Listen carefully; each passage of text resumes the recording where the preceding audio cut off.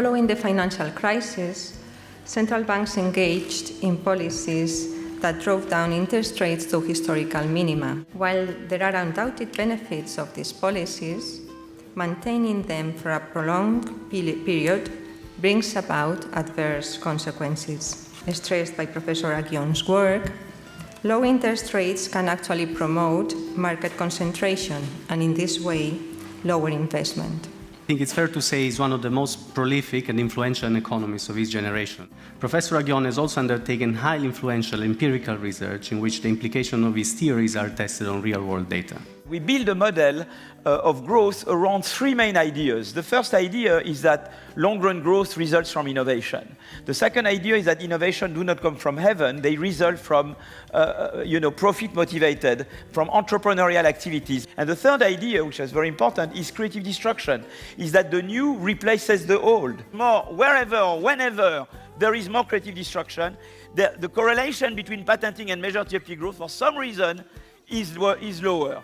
And what's nice with this model is that you can decompose the missing growth into a new variety part and a creative destruction part.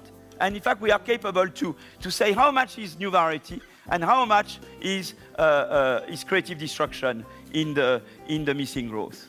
If the market share of the continuers is the same yesterday and today, it means that the continuers grew at the same rate of the economy.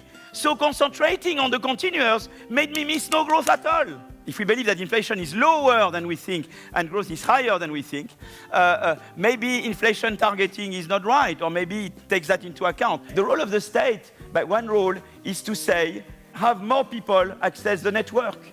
The problem there is that you have very few Andrews in the market. If you have more Andrews, things would be very different.